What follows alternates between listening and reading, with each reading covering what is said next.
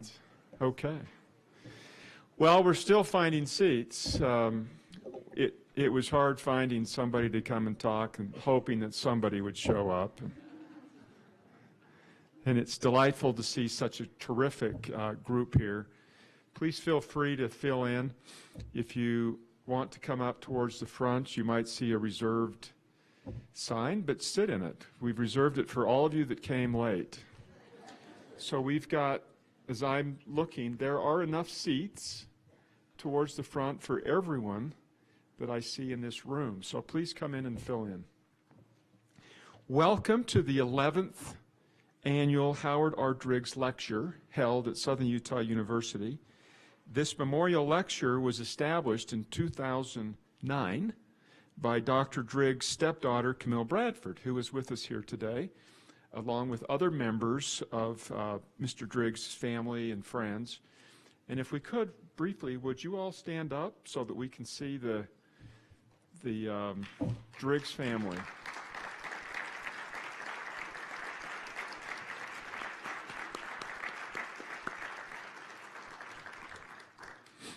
Dr. Howard R. Driggs served as one of the very first faculty members of Southern Utah University when it was known as Branch Normal School, 1897.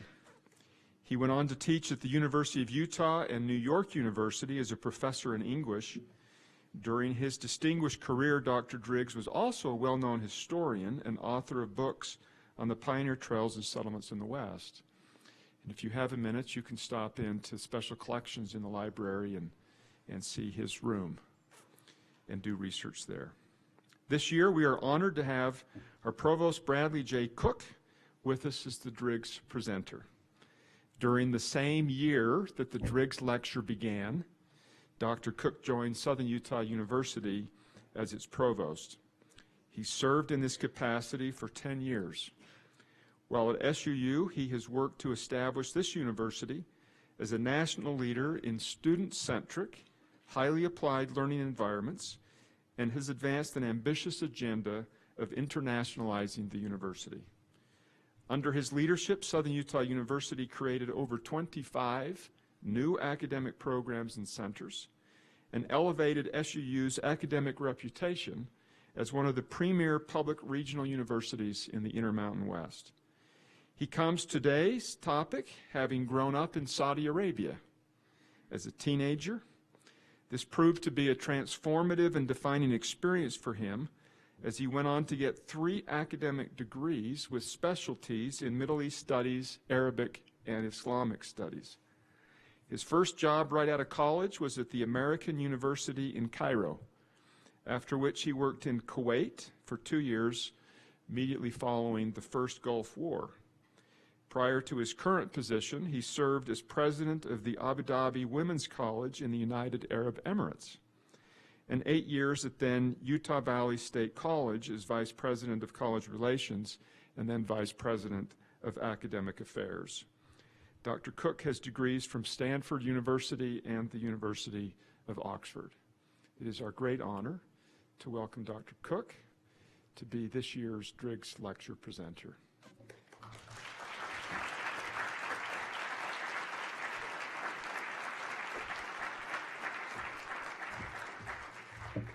Thank you, President. And Steve Benyon, who was sitting right behind me, also reminded me and of this group that I'm a graduate of Snow College. Can't forget that. This is truly a privilege and an honor to be part of Founders Week. I love our founding story. You know, there are some that kind of their eyes roll with our story of Old Sorrel. I'd never get enough of that story, because I really do think institutions need to have those epic stories. And if you don't know our story of SUU, it is the most, I think, unique story in higher education in terms of its founding. And it's just such an honor to be a part of it and to be a part of the Howard R. Driggs Memorial Lecture. And by the way, it's so nice to see Camille and the Driggs family. Thank you, the Christensens. I want to thank the Driggs Lecture Organizing Committee.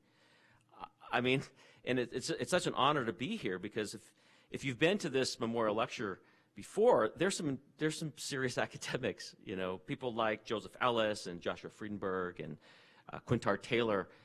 So I still don't know what I'm doing here, but I've got you deserve to know the truth. And this is what happened. I get this phone call from President Wyatt, and he said, "I've got really some good news and I have some bad news. What do you want first?" And I said, well, give me the good news. And he said, "Well, the good news, I want to say congratulations. You have been identified and selected as the 2019 Howard R. Driggs Memorial Lecturer." And I knew about these other people. And I just thought, I'm stunned. I'm honored. What's the bad news? And he pauses and he said, "Well, everybody turned us down or they're too expensive."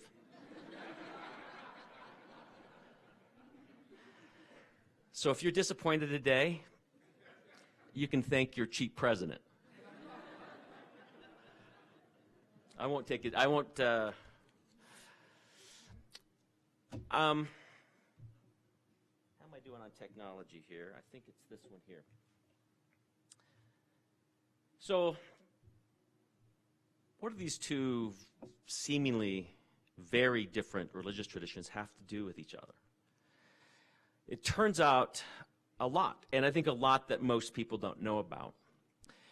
But before getting into the substance of this, I really feel compelled, and I would be really remiss not to mention my sadness, my deep sadness and horror of what happened last Friday in Christchurch, New Zealand, where a gunman went into the Al Noor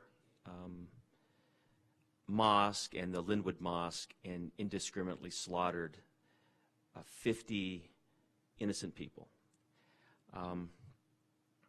This one hit particularly personal for me, and I'm surprised still at my reaction here, and probably because I've spent much of my life in the Islamic world.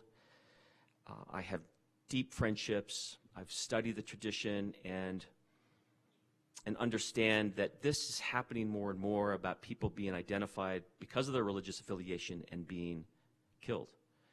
Whether it's Jews in a synagogue in Pittsburgh last year, whether it was worshipers in a traditional black Baptist church in South Carolina a couple of years ago. But I need to remind this group that this ought to be personal for you too, many of you, if not most of you. Because this history is our history. About 180 years ago, in 1838, there were a group of Mormon settlers, and they were in Caldwell County, Missouri, and they had started a homestead along Shoal Creek at a place called Hahn's Mill. About 50 families were there, and it was in October, early October, October 10th, about 4 p.m., when a similar thing happened where a group of men came in and began shooting indiscriminately with this group. Many of the women and children scattered throughout the woods and were hunted down. Many sort of retreated to the blacksmith shop. But it turned out the blacksmith shop ended up being a trap in a way, because of the way the structure was built. The slats between the logs there were several spaces, several inches between the logs, and this mob essentially just fired into the structure. 1,600 rounds is estimated that went in there and killed everybody, and those that weren't killed were killed execution style, including a 10-year-old boy. This is personal to many of us because that's our heritage too, many of us in here.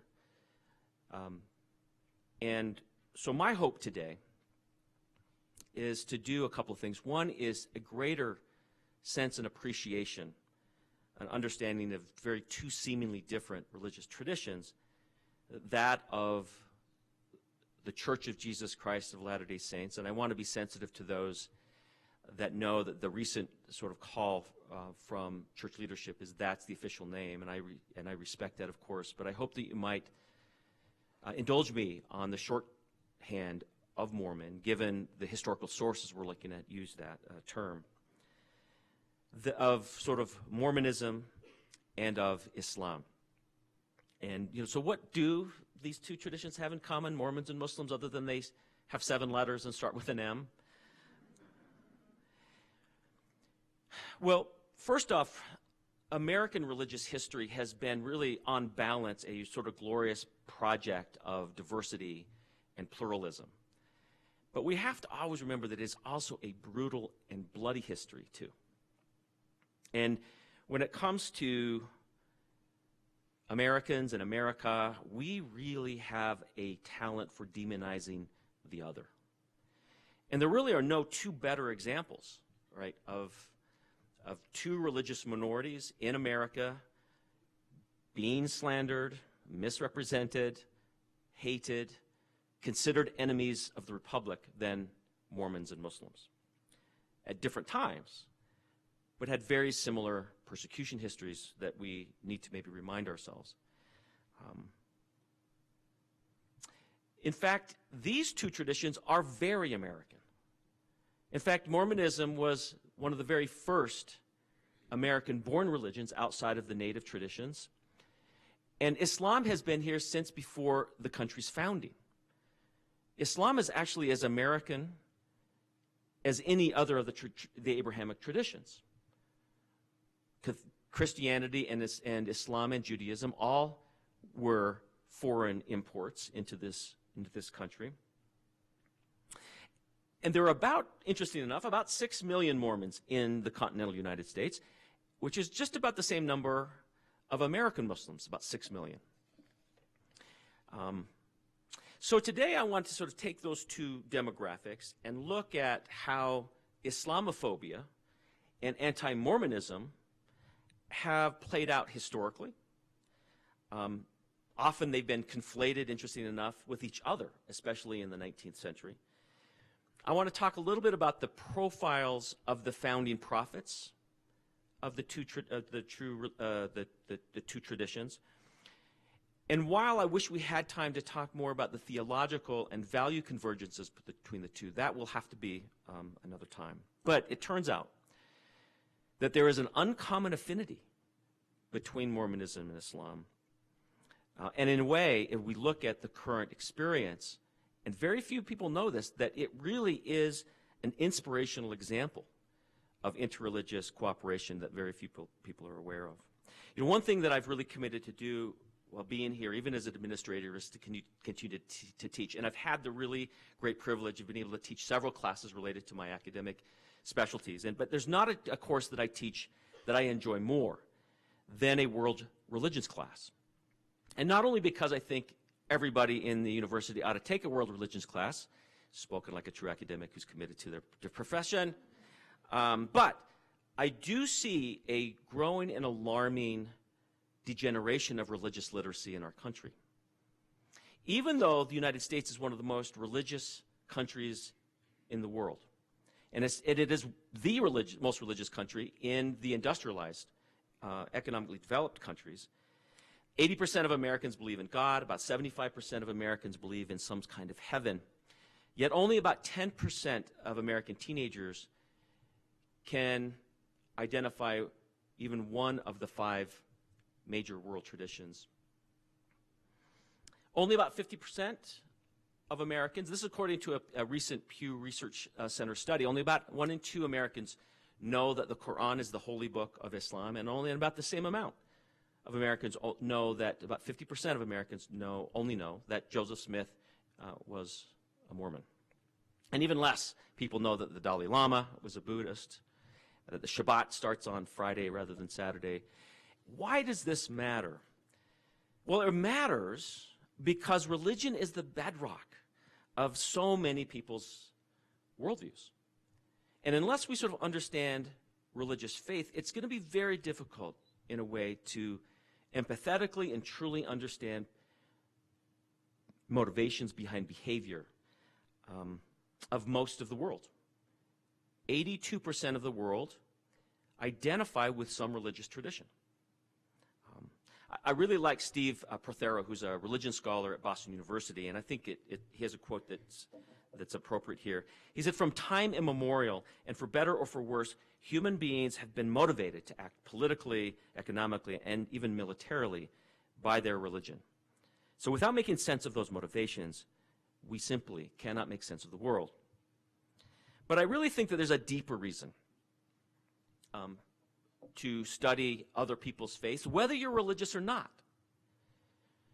And I think it's really summed up by E.M. Forster, the great sort of British novelist, who said this, that most of the trouble in the world is due to our inability to imagine the innerness of other lives. I want you to think about that. Lawrence Kohlberg, who was the sort of celebrated psychologist, actually defined morality as the ability to be able to see views and perspectives in ways that are from vantage points other than our own. We have to sort of allow, even if we're not religious, but even if we are religious, to be able to grant the possibility that someone else's spiritual experiences, someone else's answers to prayers, might just be as valid as our own. And only then, I think that we can come to true cooperation and openness. Religion is important, but we know that religion divides. We know that. But interesting enough that the term religion, right, the word religion comes from the Latin religio, with that root being lig, the same root from ligament, to bind and to connect. Religion is intended to bind and connect us. Yet so often, it really is the source of division. And many of us, and many of those that are religious in nature, or not religious in nature, don't take the time to sort of understand other religious traditions for a whole range of reasons, whether it's apathy, whether it's fear, whether it's religious conceit of our own tradition, bigotry. There are lots of reasons that we don't take the time, but we should. I had the good fortune of growing up in a family, which I'm very proud that they're here today. I sure love them and appreciate their efforts to be here today. But I had the privilege of growing up in a family that actually talked about religions and other religions, a great respect for other traditions other than our own. I grew up many of my formative years outside of the United States. And it was because of those experiences that my worldview was shaped in, I think, very privileged ways. But I really think that if we don't have that opportunity to have that kind of exposure to others' beliefs and cultures, then universities ought to be a place in which we can open ourselves up for that. And so I'm very committed to the mission of universities, especially public universities. And so let me start with what are some of the convergences of experience that Mormons and Muslims have had, especially as it is perceived by the broader American culture. This is not surprising. We know that both Mormons and Muslims have been sort of, there are lots of sort of unpopular and demeaning representation of Muslims. Sidney Harris, who's a great American journalist out of Chicago, said the popular caricature of the average Arab is as mythical as the old portrait of the Jew. He is robed and turbaned, he's sinister and dangerous, engaged mainly in hijacking airplanes and blowing up public buildings. And it seems that the human race cannot discriminate between a tiny minority of persons, he says, who may be objectionable and an ethnic strain from which they spring. So if the Italians have the mafia, all Italians are suspect. If the Jews have financiers, all Jews are part of some strange international conspiracy. If the Arabs have fanatics, all Arabs are violent. In the world today, he closes, more than ever, barriers of this kind must be broken, for we are all more alike than we are different.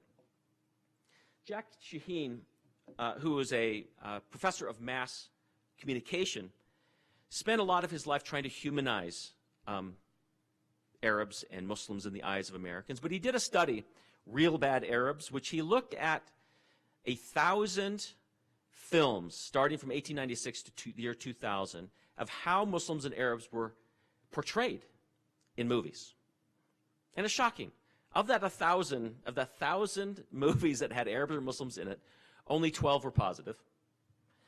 Only 53 were neutral, and 936 were negative. Now, what he sort of shows is that they're either showed as bandits or they're showed as lecherous, rich sheikhs, or the Arab women are sort of shallow belly dancers, or images of Arabs having guns, or the old trope of the Arab and the bomb vest. But I want to say that saying Islam is responsible for terrorism is like saying Christianity is responsible for colonialism. I want you to think about that. So how have Mormons been portrayed during the, over sort of American, have Mormons been and they've been dealt a bad hand too. These are actually old newspaper portrayals of how media and film looked at Mormons, especially in the 19th century. You can see in the one on your left here, you can see this sort of creature called Mormonism that is emanating from Salt Lake in Utah. That there are also cartoons of where Mormonism perceived as a giant octopus with its tentacles involved in all kinds of things. This one here is again an old trope of how Mormon men would subjugate women in polygamy, and you can see, I think it sort of speaks for itself. But the actual sort of Mormon perception was that Mormons were sinister. They were lawless. They were a danger to American society. They were conspiratorial. They were sexual deviants. They were demonic, occultist. If you've ever read, by the way, anybody sort of Arthur Conan Doyle fans here, right? He's the author of the Sherlock Holmes series. His very first Sherlock Holmes novel was a novel called A Study in Scarlet, and it was about a young detective named Sherlock Holmes who made his way to Salt Lake City. And it was a bleak portrayal of Mormonism, where the story has these forced marriages and violence in Salt Lake City. This is just really sort of grim perspective of Mormonism. Zane Grey also wrote a book called The Riders of the Purple Sage. Same sort of thing. Mormons were just were intolerant, systematically terrorizing their neighbors, forcing polygamous marriage on non-Mormon girls, etc. But this was the perception of Americans. And in fact, it was that experience that that the federal government essentially came out to quell these rascally Mormons. So both religions have been portrayed as exotic and subversive and foreign. And of course, Mormonism and Islam are not the exclusive targets, right? We think about our own religious history in the United States in terms of how Jews were treated, how Catholics, Adventists. So the religious minority has kind of taken on the chin no matter who you are. But what you might not know, so that's no surprise, right, that Mormons and Muslims kind of have gotten a raw deal when it comes to sort of public media and perception. And we're still dealing with that. You may not know, though, that in the 19th century that both Mormonism and Islam were often conflated. In this lovely book, as early, anti-Mormon literature started to sort of pop up as early as 1834. But this one here is an 1842 book on which really likened the founding prophet of Mormonism, Joseph Smith, likened him to Muhammad, quote, as his master and model. One of this one is from the New York Times. highly important from the Mormon Empire. This was back in 1842. Wonderful progress on Joe Smith, the modern Muhammad, which was often a common pronunciation of Muhammad. Spread of the Mormon faith and new religious revolution at hand. The Whig Review in the 1850s, there was a whole series on the Yankee Muhammad, identifying Joseph Smith as Muhammad, and not in complimentary ways, let's just say. In fact, the creed of the Mormon Church, it writes, it will be seen that it is in its main features bears considerable resemblance to the propagated Muhammad, the religion propagated by Muhammad. This one here, the Mormons or Latter-day Saints with memoirs, The Life and Death of Joseph Smith, the American Muhammad. This one here is a bit of a mouthful. Mormonism exposed in its swindling and licentious abominations, refuted in its principles and in the claims of its head, the modern Muhammad, Joseph Smith, who is proved to have been a deceiver and no prophet of God. That's quite a title.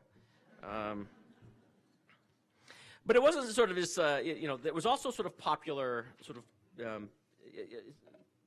this is, I don't know if you've, this is, Puck magazine was a political satire magazine in the mid-1800s. And it was one of probably the first successful political satire magazine. And this particular issue was dealing with a desperate attempt to solve the Mormon question. And each of these cartoonists decided they're going to take a stab at this sort of pesky question about Mormons. And, of course, you see the one on the top here, this sort of octopus-looking guy that's got his tentacles around Uncle Sam and about financiers and courts and all this sort of thing. But I wanted to show you this one, which really shows this is a Mormon household. That sort of course, we would recognize this as being sort of a stereotype Turkish harem. And there were some odd sort of thoughts about this tradition. This one here is kind of interesting. So what you have here is the Ottoman Sultan. His name is Abd al-Hamid II. And he's poking his head out, and his little servant down here has this thing, says, Joseph F. Smith, who was the president of the church around 1904, which is when this cartoon came out. Joseph F. Smith, president of the Mormons, 5 wives, 42 children. And the Sultan is just sort of surprised and stunned that he's not the only one that has plural marriage. So, oh, Allah, there are others. And he's sort of saying, Bruce Kenney has a book called Mormonism, the Islam of America. So I wanted to kind of show you this, because I don't know whether you knew, all right, that often these things were there. And it just added to this sort of sensational and exaggerated story about Mormonism. But I really wanted to show you, what have these two, okay, this is what broad sort of mainstream America has said about those two traditions. What have they said about each other? And I think you'd be quite surprised at these kinds of statements that come and emanate actually from church leadership. But the question I've been really wrestling with over time is, what philosophical foundations do Latter-day Saints have in terms of engaging Islam?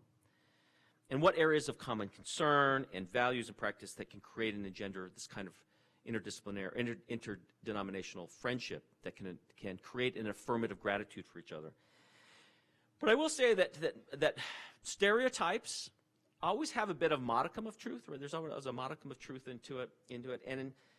And Mormonism has also been susceptible, right, to the prejudice of the broader culture. But there has been an uncommon sympathy of Mormons to Muslims that I think is maybe unique in all of Christendom. The first quote here is as early as 1855.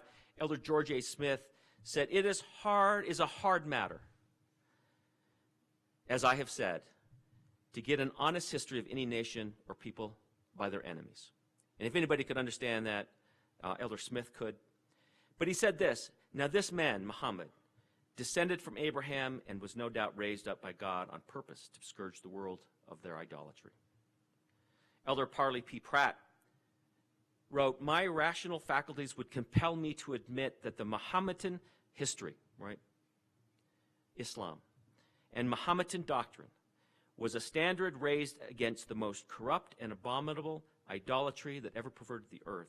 And I am inclined to think, upon the whole, that they, Muslims, have better morals and better institutions than many Christian nations, and in many localities there have been high standards of morals. And I think they have exceeded in righteousness and truthfulness of religion the idolatrous and corrupt church that has borne the name of Christianity." More recently, Joseph Fielding Smith said, "I believe that Muhammad was an inspired man, and the Lord raised him up to do a work he did." And probably the most sort of surprising was a First President's statement in 1978 that the great religions of the world, or the great religious leaders of the world, such as Muhammad and Confucius and the reformers, as well as philosophers, including Socrates, Plato, and others, received a portion of God's light. Even Joseph Smith was purported to say that he believed that, this is a quote, that he believed Muhammad was an inspired man and had done a great deal of good, and that he intended to take some of the same course that Muhammad did. That would have been a really difficult statement for anybody to make in the United States in the 1840s. And we'll get into when Joseph Smith established the city of Nauvoo, how this bore out in very real ways. So there's that. There's some leadership statements. But what are there some, in terms of Latter-day Saint scripture or Islamic scripture, what sort of foundations are there in which they can build on together?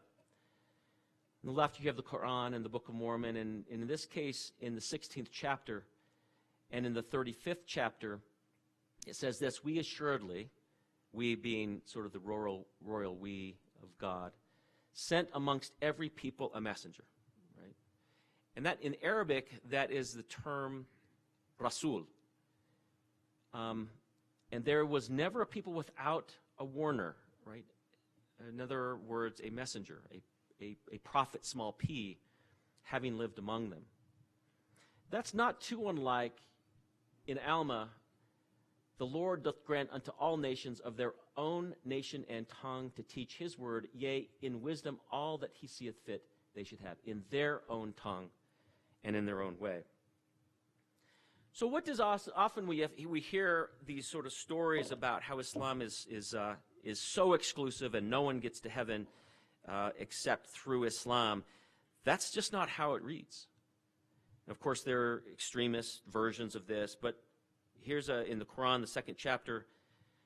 I want you to listen very carefully to this. I don't know how else you explain this, but surely the believers, and when they say the believers, the Jews and the Christians and the Sabians, whichever party among these that truly believe in Allah or God, that's what Allah means, is just God, big G, and the last days, and do good deeds, shall have the reward with their Lord, and no fear shall come upon them, nor shall they grieve. There's a great story by Howard W. Hunter in an article that you all ought to read if you're or at all interested, but it's called All Are Alike Unto God. And he mentions that he had a meeting with an Egyptian cabinet minister that basically said, if a bridge is ever to be built between Christianity and Islam, it must be built by the Mormon Church. Elder Hunter also was taking a position, especially in a time when the Palestinian-Israeli conflict was waging, that said this, that both Jews and the Arabs are children of our Father. They are both children of promise, and as a church, we do not take sides. So there's that. There is foundations in which it can be built. And we're starting to see some really incredible things. And having lived in that part of the world, in terms of what, how the tradition is looked at from Muslims and vice versa, I think it's very encouraging. But with the time I have, I wanted to kind of share with you, actually a few, and we don't have enough time to get, by the way, there's so much here, there's a whole course that I've put together on this, but I wanted to show some similarities between the founders of two traditions. And the founding prophet of Islam, Muhammad, born in 572 AD, was a pious man. Not particularly religious per se, but very spiritual. And in fact, he grew up as an orphan. But he grew up in a time, in a place in Mecca, which Mecca was a place of very sort of vibrant religious conversations. In fact, Mecca was a festival city, a pilgrimage city in which 360 idols that were part of the local tribes there, where each tribe would have one day in the city to be able to worship their particular idol. So he was in a very dynamic place religiously. We might remember, those that know, that Joseph Smith's history of upstate New York in the early 1800s, very similar. A lot of religious fervor, a lot of confusion about truth. And so both of these men were perplexed about sort of what is true. They each had a very sort of searching, a period of searching internally for truth. But they both had a very similar and profound initial experience. Those that are familiar with Latter-day Saint history in the Pearl of Great Price and the Joseph Smith history, Joseph Smith writes that after I had retired to the place where I had previously designed to go, having looked around me and finding myself alone, I kneeled down. And I began to offer up the desires of my heart to God, and I had scarcely done so, when immediately I was seized upon by some power which entirely overcame me, and had such an astonishing influence over me as to bind my tongue that I could not speak. And thick darkness gathered around me, and it seemed to me for a time as if I were doomed to sudden destruction. But exerting all of my powers to call upon God to deliver me out of the power of this enemy which had seized upon me, and at the very moment when I was ready to sink into despair and abandon myself to destruction, just at that moment of great alarm, I saw a pillar of light exactly over my head, above the brightness of the sun, which descended gradually until it fell upon me. In 610, right outside of Mecca, Muhammad essentially retreated to a mountain called Mount Hira, where he went to meditate and to ponder. And this was his experience, as related in Raza Aslan's book, No God But God. Quote, he sat alone in a cave, deep in meditation, but suddenly an invisible presence crushed him in its embrace. He struggled to break free, but could not move. He was overwhelmed by darkness. The pressure in his chest increased until he could no longer breathe. He felt he was dying, and as he surrendered his final breath, light and a terrifying voice washed over him like the break of dawn. And at the moment when he thought he could bear no more, the pressure in his chest stopped, and he heard and felt his first revelation. This was Muhammad's burning bush moment, and became what in the Abrahamic tradition is called prophet.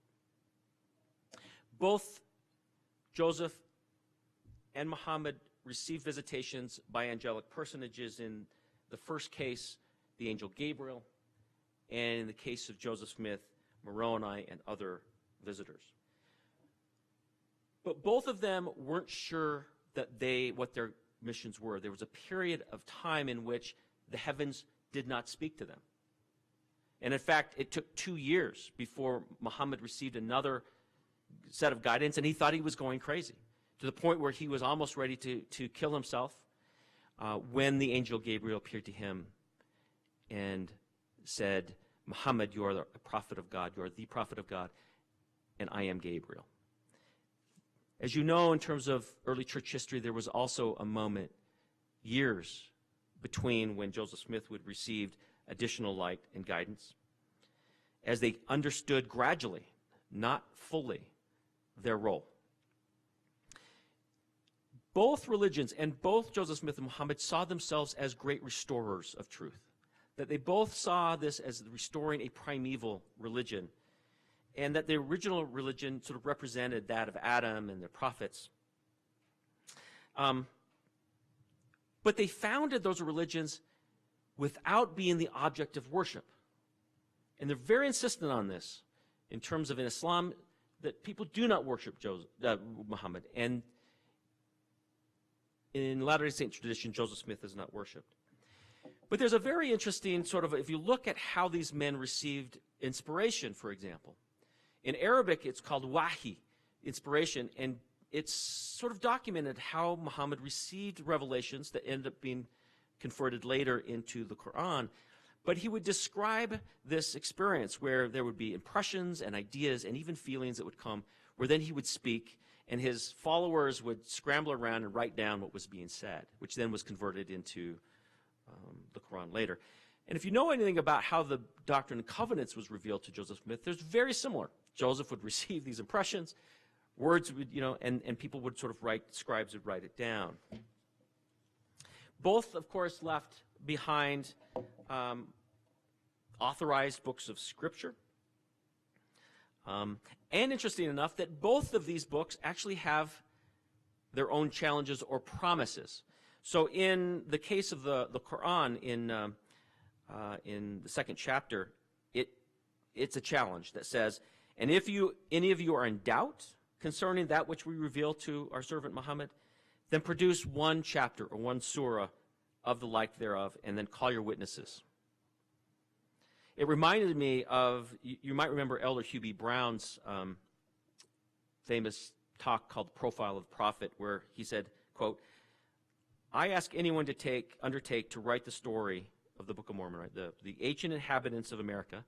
I challenge you to write it as he did, without any source material. He must check every statement with Scripture. He must write 21 chapters on the ministry of Christ and everything the writer claims that Jesus said and did, and every testimony he writes in the book about him must agree absolutely with the New Testament. So I find that these two books come with their own sort of unique promises and their unique challenges. Both, of course, were persecuted by locals. In the case in 622, Muhammad, as he was struggling with his message and even his own role, began to have a small group of followers in Mecca. But this presented a challenge for Meccan society. One is because it was an economic challenge. What Muhammad was basically saying to the Meccans is, these 360 idols that you have, you need to worship one God. You need to raise your consciousness to the God, Allah, right? As opposed to illah, small g. And that didn't go over well because, one, it would sort of undermine the festival economy, and that just wasn't popular. That wasn't going to work. And because each of these Meccans had their own sort of ideas of these idols and sort of patron gods that they'd have, whether they worshiped the moon or the sun or other types of objects. But this got to be so severe that Muslims started to be killed. And under the night sort of moon of 620 they call the Hijra, he moved his small band from Mecca to a place called Yathrib, which was later called Medina, which is 210 miles away from Mecca, so that they could worship and have religious freedom. We know that Mormons, as they migrated to Missouri, that there was so much intensity and persecution that the governor then, in 1838, issued an extermination order, which was one of the most unique and unprecedented policies in American history against another religion, which was an extermination order for Mormons, which said that Mormons must be treated as enemies and exterminated or driven from the state because of their outrages. And those outrages are beyond all description. There was open permits, open license to hunt Mormons in Missouri in the 1800s. And incidentally, that order, that extermination order, wasn't rescinded until 1976. Just saying. I don't know. But here's what's probably more important than anything else in terms of, so this is a picture of being run out of town, out of Mecca. This is a fairly famous painting of those migration out of Missouri, trying to find a place to live so that they could worship, and heading to Illinois at the time. But here's what's sort of more astounding in terms of that experience between early Mormonism and early Islam. This is a copy of what's called the Dastur al-Madina, which is the Charter of Medina. So when Muhammad went to Medina, he essentially was picked, there were other people living there. In fact, 45% of the people who lived in Yathrib or Medina were non-Muslim Arabs. So there were some Christians, there's some polytheists. 40% were Jews. And only 15% that lived there were Muslims. And yet Muhammad was selected to be not only sort of a religious leader for the Muslims, but also governor of Medina. And he developed this constitution of Medina. This is remarkable, but I'm a geek. And that is that this was established a multi-religious, pluralistic society in Medina. It guaranteed freedom of worship. And what's interesting about this particular charter or constitution of Medina is it predates the Magna Carta by 6 centuries and by our own Declaration of Independence by 1,000 years. So the idea, this was probably the very first written constitution, except I've got my friend Kurt Fitzpatrick, who may say, but wait, what about Aristotle's Constitution of Athens? I have a son who also would probably challenge me on that. That aside, guys, okay? It's important. Okay, but when Joseph Smith ended up trying to carve out a place in which Latter-day Saints could go and worship, what he wanted to establish in Nauvoo was 10,000 citizens. And by the way, interesting enough, when Muhammad was in Medina, it was 10,000 people. Nauvoo was 10,000 people. But very specifically, there was a municipal statute that mandated religious liberty, including provisions protecting then the unpopular Roman Catholic Church and Mohammedans. They were welcome in Nauvoo. So, interesting thought about Nauvoo and Medina. Before I get into, let me say one other thing, and we're getting close to time, is actually the succession. There was also a succession crisis in both traditions. When Muhammad died, he died with no male heirs, and there was a question of who was going to lead the community after he died. And there were 2 schools of thought. One was that it ought to be a lineal descent of Muhammad. Yet Muhammad had no male heirs. Who should it go to? And his closest male heir was his nephew, Ali Abu Talib. And there was a group of Muslims who felt the mantle of leadership should fall on Ali. But a larger group felt that the leader ought to be chosen by consent, right? That there ought to be some sort of common consent as to that leader. And in this case, there was a group who felt that Abu Bakr, who was the close companion and friend of Muhammad, ought to be the leader of the Muslims. That split, that succession crisis, had turned into the Sunni-Shia split in Islam. Not too unlike when Joseph Smith was murdered, there was a question of who is going to be the leader of the Latter-day Saint movement. There were those who felt the lineal descent of Joseph Smith III, should be the prophet. But there was another group, those that were sort of, that were part of the 12 apostles in the first presidency, that were close companions and friends of Joseph Smith, who felt that leadership should be determined by common consent.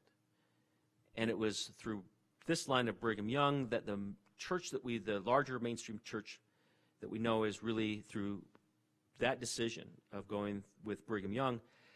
But the lineal descent created the reorganized Church of Jesus Christ of Latter-day Saints, or what's now known as the Community of Christ, largely centered still in the Midwest. Well, there are lots of other things that we could focus on in terms of similarities, but no time, especially as it relates to theological and values that, whether it's emphasis on the family, whether it's on fasting and dietary laws, whether it's about almsgiving and tithing, whether it's about the similarities between the Hajj and the temple experience. But I also want to make sure that we aren't getting carried away with these comparisons, because we can't also diminish the differences. There are differences, and there are sort of very wide differences. But unless we're starting with our similarities, let's start there.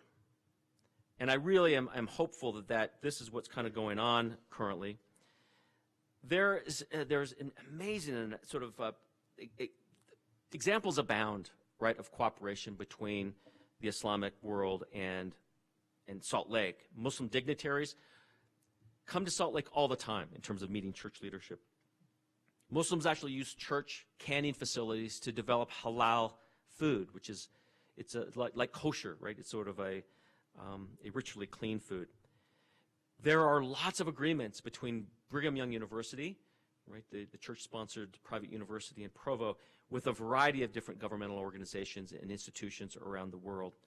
This particular, in fact, one of the things that I most is that BYU has actually has a BYU what's called the Islamic Translation Series, and this is where this is a Christian university that has actually taken, and probably the leading translator of masterworks of Islamic philosophy and theology, so that the English world can have access to these incredible works. I happen to be a part of that project, and what is that mine? Is that me up there? By the way, required reading. Just want you to say. Anyway, it's astounding, and Muslims are so appreciative, right, that someone outside of their tradition would be willing to preserve and make available these kind of works to the world. And to remember that it was Muslims, though, who kept alive many of the Western works during the Islamic Empire. And if they hadn't sort of translated them from Latin or from Aramaic or from Greek to Arabic, they would have been lost. The church does an incredible amount of work, humanitarian work in Islamic areas. My parents served 2 Latter-day Saint missions in Amman, Jordan, and they were primarily there as humanitarian servants, which did incredible work with wheelchairs and small businesses, and so there's a variety of things. But I want to end on something a little more personal. The guy on the left is my great-great-great-grandfather and my great-great-great-grandmother on the right, George Washington Bradley and Betsy Bradley. They were religious refugees.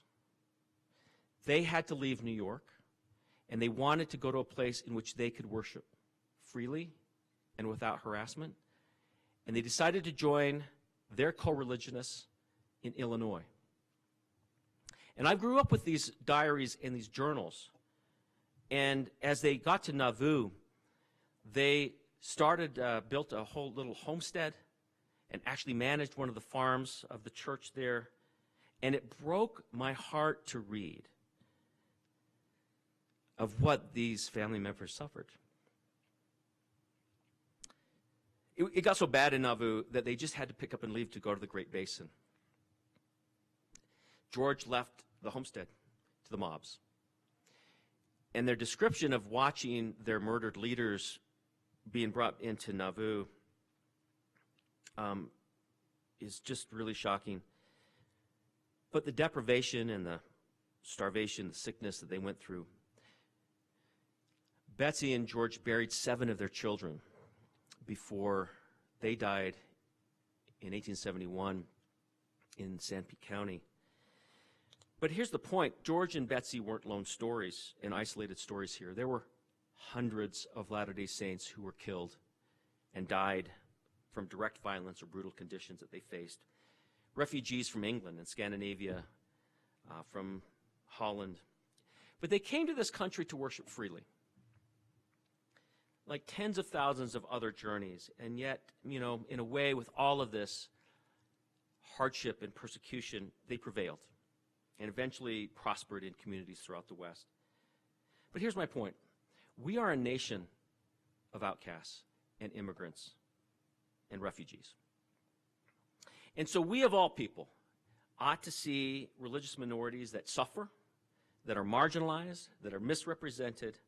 Remember, their history is our history. And despite Muslims being a part of the American story long since the founding, before the founding, many have felt rejected and fearful in their own country, and most feel so now. FBI data shows that violence against Muslims now verges on immediately post 9/11 levels. Harassment, intimidation, discrimination on the ascent. When I would read Grandpa George and Grandma Betsy's diary in Nauvoo, their question was, what did we do? Why us? We're just trying to live our life. We're trying to live a life of conscience.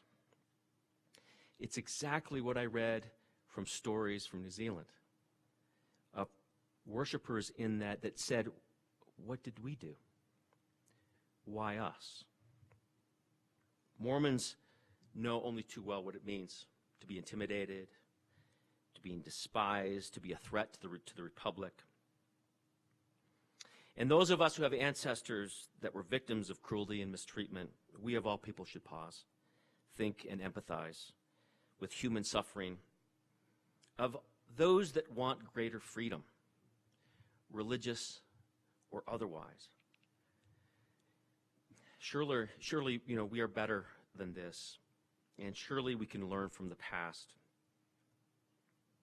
And I want to close with the great Supreme Court Justice Thurgood Marshall, and a grandson to a slave, says this: I wish I could say that racism and prejudice were only distant memories. We must dissent from the indifference. We must dissent from the apathy. We must dissent from the fear and the hatred and the mistrust. We must dissent because America can do better, because America has no choice but to do better. There's wisdom there, and I believe he's right. Thank you.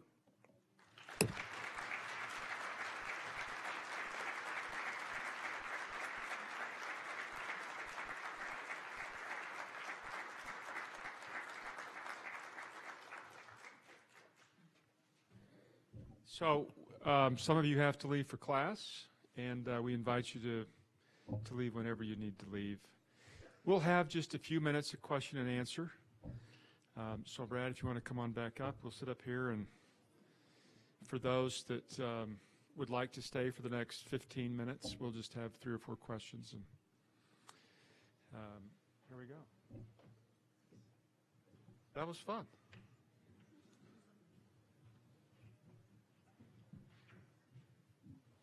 So while someone's coming up with a question, Brad, I have to comment. There seems to be an indirect correlation between the amount of money we pay for speakers and how many people show up.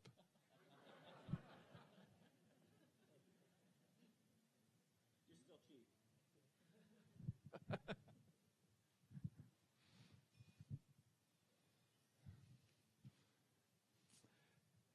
All right. Yes, Alan. My question is one that seems to be floating around in the minds of a lot of people,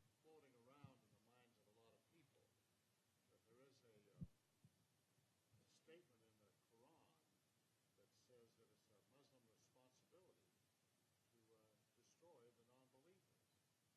Have you had experience in addressing that to various people, and how do you handle it? You mind if I borrow this one?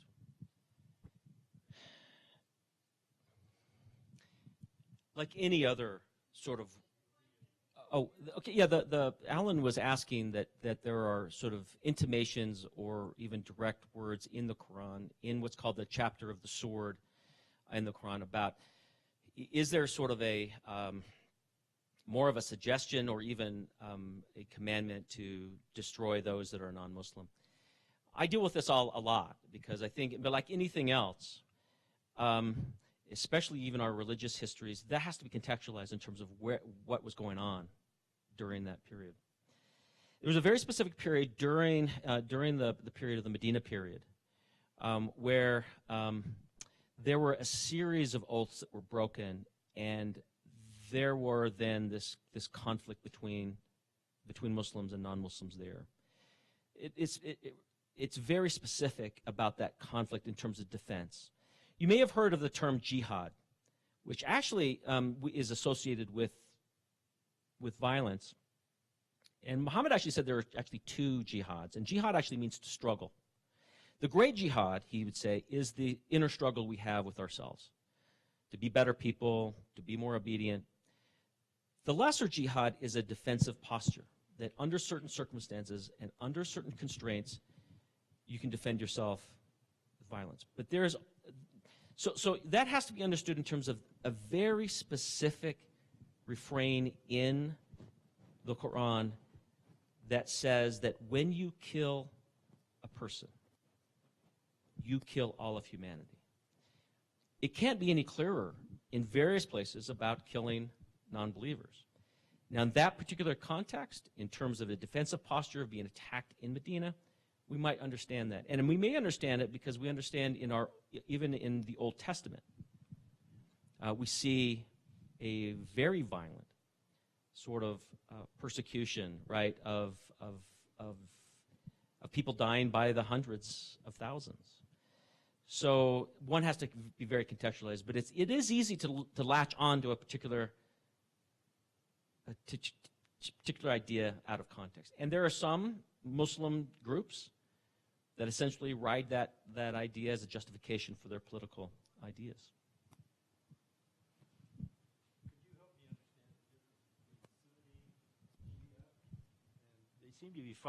They seem to be fighting each other, the Sunni and Shia. Yeah. That's a long answer. Basically, what started was a difference in terms of succession of who ought to lead. And a lot of the conflict isn't so religious as it is political. It's a little bit like the conflict between Jews and Arabs isn't between Judaism and Islam. It really is political. There are differences theologically, but often they don't kill each other for that. But take my religion class, and we can really dig into that.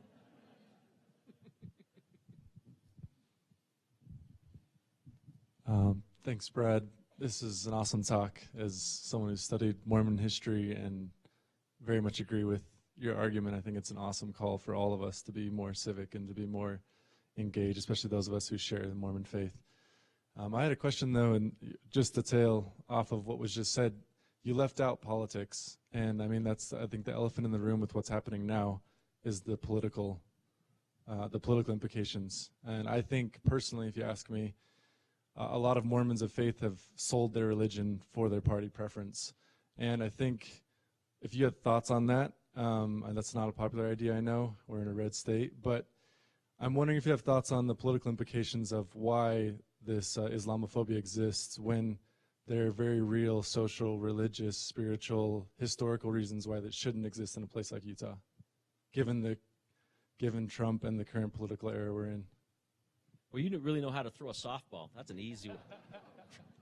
I'm looking at my friend Doug Bennett. Doug, help.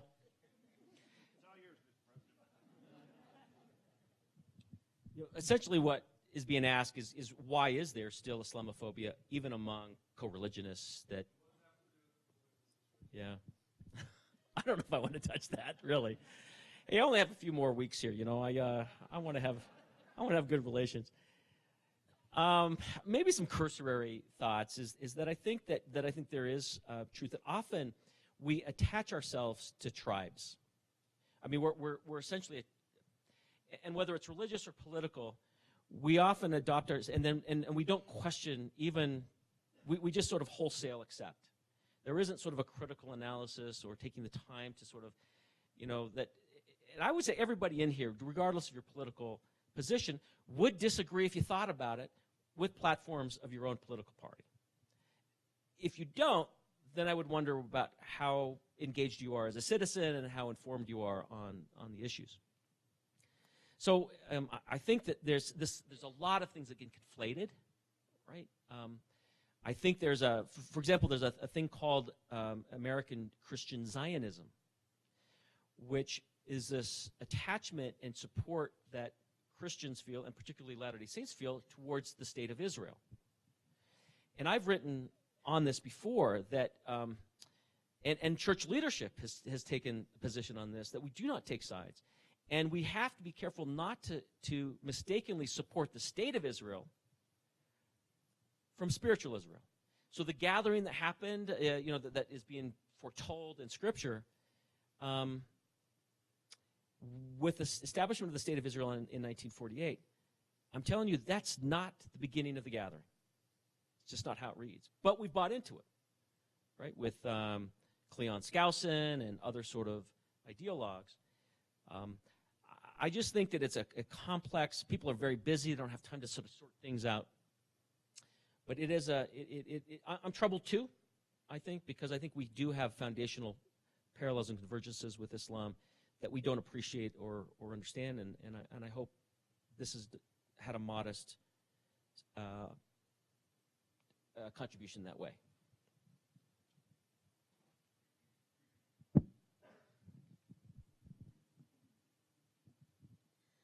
You talked more about the history of suffering and endurance, and for both Islamic and Mormon people. That aside, and you didn't have time to really talk about the core similarities of traditions, but from your experience and your studies, what is the best gift, with prejudice aside, that we could give the Muslim community, and what is the best gift they could give the Mormon community? I don't know if my friends Hussein, Samha, and Khulud and their family are here. They are a gift. As Muslims in Cedar City, they are great people. And I think the greatest gift was to allow us to see their humanness, their humanity, in all of the complexity that we expect that others show to us. I've lived as a religious minority in the Islamic world. I've watched Muslims be in a religious minority here. And the greatest gift that they would give me as a non-Muslim is respect. They had no problem telling me Merry Christmas. They had no problem, and they had no problem honoring sort of my religious tradition. They allowed me to worship freely in Abu Dhabi, and other places. It's had a long time in coming, so it hasn't always, religious freedom hasn't always been there, and it's still a work in progress. But I'm telling you that I have, of the 12, 13 years that I've lived there, I have never once felt threatened. I never once felt fearful because I was a non-Muslim. They deserve the same. And if I can add to that without putting too much of a damper, some of our Muslim friends do feel threatened on occasion, even in Cedar City. I've had many of them tell me about their experiences, and so have you. So it would be nice if we could go out of our way to make sure that everyone feels our respect, not just silent respect, but genuine public respect that could help build the community. I saw a hand way back here. I can talk really loud, hopefully. What I think the power of religion is ritual. And so I'm just curious, with the Islamic tradition, the rituals that create community and also the rituals that create family connections. If you could share some of your insights from the power of ritual and how it helps create connections. Let me start from a sort of a 30,000-foot observation. As it relates to religion generally. I think whatever you think about religion and sort of the negative aspects that religion might create for the individuals, religion has gotten something really right, and that is community. And what we're losing is a sense of connection to each other. And that's why we have a high rate of suicide, we have a high rate of anxiety, a high rate of depression. Because, we were, when our ancestors were on the savannah in Africa, we survived not because we were stronger or faster or we had claws or we had scales, but we knew how to band together. And over 200,000 years, we realized that if we were anxious and depressed on the savannah, that means we were alone. And that we were in danger. And with a more isolated world now, with technology and everything, we fearful and depressed and anxious because we've lost connections with each other. What religion has gotten right is that community, right? That sense of gathering together and being, and we just need it. So all of the negative aspects that you may think about religion, they've really gotten right. And I don't think there's been a replacement yet, right? Unless you can gather around common interests of something or other.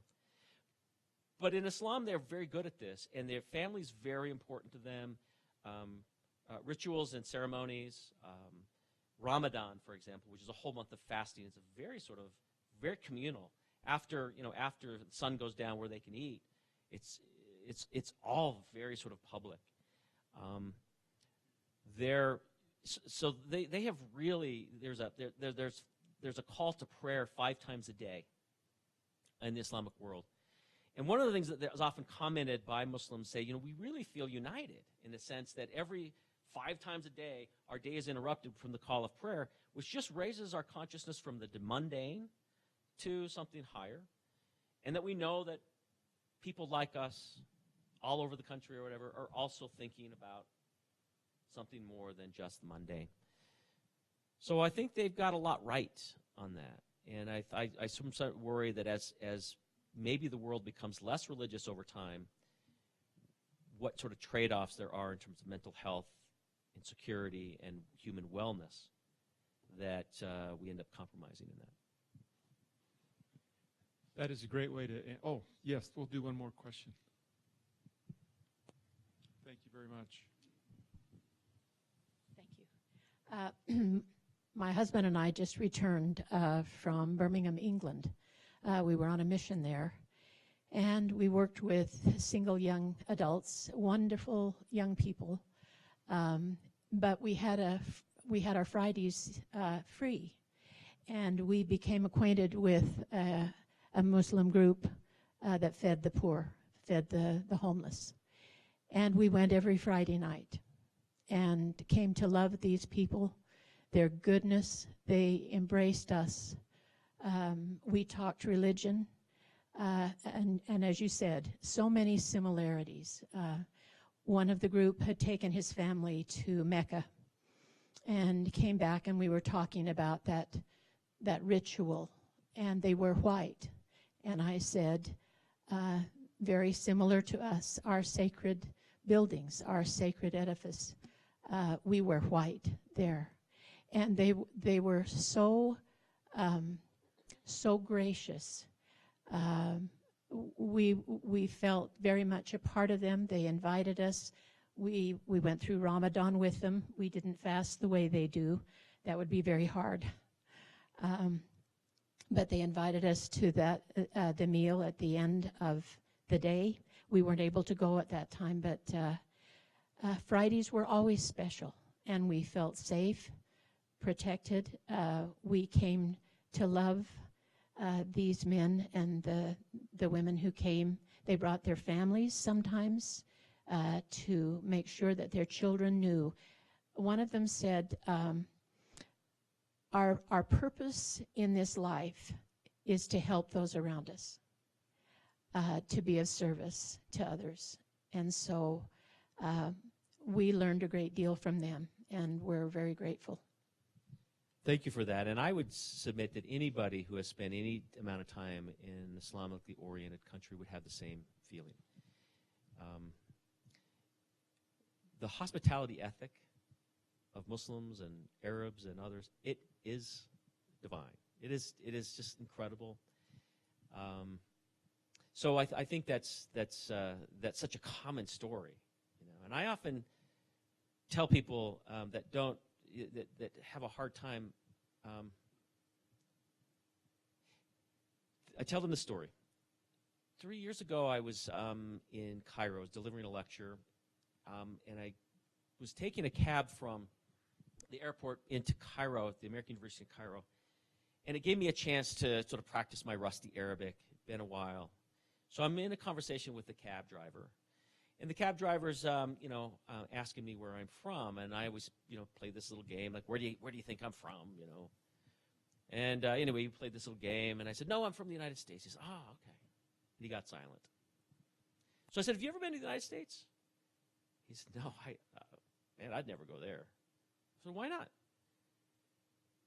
He said, listen, everybody takes drugs. Everybody has a gun. I would feel unsafe going there. It gave me a chance, right, to say, well, that's not my America, right? That's not my experience.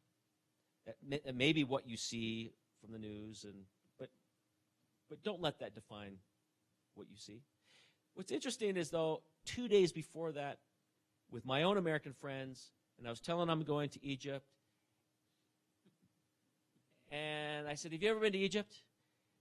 Never been to Egypt. I don't want to go to Egypt. Why do you want to go to Egypt? Because I'm an American, and I would be hunted down like a dog. I said, that's not my experience of Egypt. I lived in Egypt. But that is a little bit of a microcosm of a conversation that we talk past each other, that we actually see each other with these weird lenses. And with mass media, we only see the most sensational. We only see the most sort of lurid, right?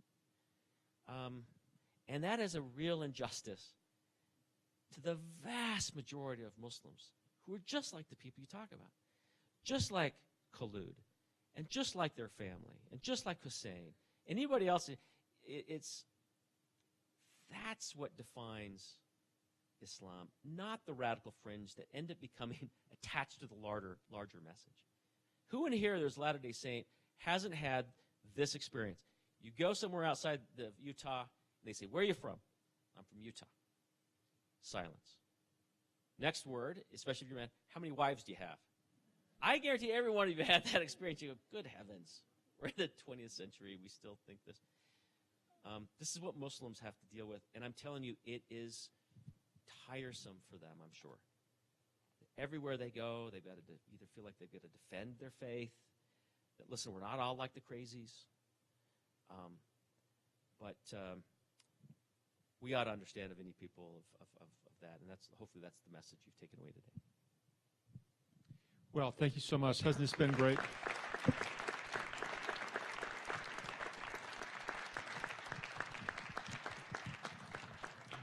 I think that was so good we should double what we agreed to pay you.